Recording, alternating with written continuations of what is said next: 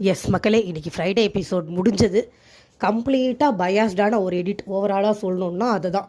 எதையுமே காட்டலை.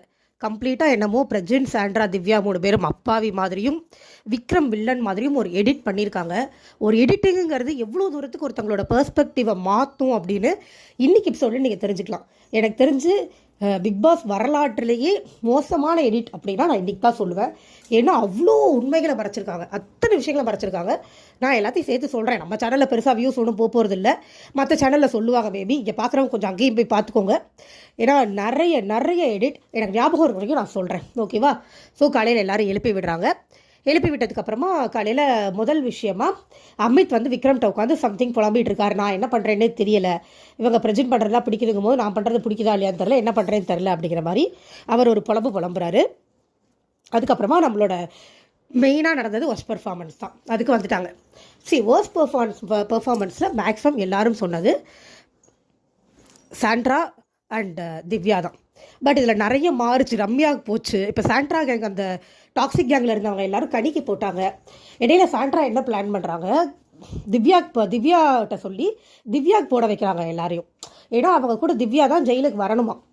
கனி வந்தால் பயமாக இருக்கான். திவாகர் கனி இருக்கும்போது நடந்ததுலாம் தெரியும்ல அப்படின்னு பார்வதிகிட்ட கேட்குறாங்க. என்ன நடந்தது எங்களுக்கெல்லாம் ஒன்றும் தெரியலையே. இவர் ஒரு ஓரமாக படுத்து கொண்டுட்டு இருந்தாங்க, அந்த அம்மா ஒரு ஓரமாக படுத்துக்கிட்டு இருந்துச்சு. ஒன்றுமே தப்பாக நடக்கலையே. இதில் என்ன உங்களுக்கு பயமாக இருக்குது, என்ன தப்பாக இருக்குன்னு எனக்கு தெரியலை. எனக்கு பயமாக இருக்குது, தப்பாக இருக்குது. அதனால வந்து இவங்க தான் படுக்கணும், அந்த மாதிரி எனக்கு கனி வேண்டாம் கூட, அதனால தான் திவ்யாவை போட சொன்னேன்னு சொல்லி கம்ப்ளீட்டாக கனி மேலே ஒரு ரொம்ப பொய்யான ஒரு குற்றச்சாட்டு. இதை டெலிகாஸ்ட் பண்ணிட்டாங்க. சேனல் என்ன நினச்சாங்கன்னு தெரில. இப்போ அவங்க விக்ரம வில்லனாக காமிக்கிறாங்க. கனிக்கு டார்கெட் இல்லை, விக்ரம் தான் டார்கெட் போட்டிருக்கு. ஏன்னா எப்பவும் போல தான் இவங்க டிசைட் பண்ண வின்னருக்கு இன்றைக்கி நடந்த எல்லாத்தையும் போட்டால் விக்ரம் ஹீரோ ஆயிடுவார். அவங்களுக்கு விக்ரம் ஹீரோ ஆகக்கூடாது, கோமாளியாக தான் தெரியணும். அதை தான் பண்ணுறாங்க. கோபம் வருது, நான் ரொம்ப கஷ்டப்பட்டு கண்ட்ரோல் பண்ணி பொறுமையாக பேசிகிட்டு இருக்கேன்.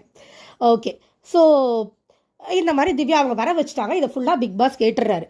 பிக் பாஸ் கேட்டுட்டு அவர் அனௌன்ஸ் பண்ணுறாரு, திவ்யாவும் சாண்ட்ராவும் ஆசைப்பட்ட மாதிரி அவங்கள ஜெயிலுக்கு அனுப்பலாம் அப்படின்னா தேங்க்ஸாம். ஏமா பேசுகிறதே தப்பு.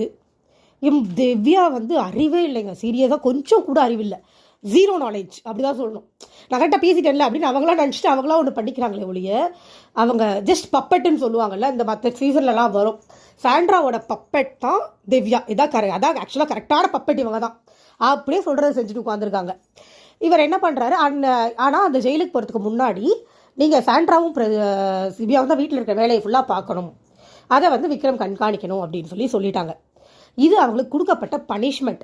ஜெயிலை வந்து பனிஷ்மெண்ட்டாக பார்க்காம இருக்கீங்களா நீங்கள்? நான் உங்களுக்கு ஒரு பனிஷ்மெண்ட்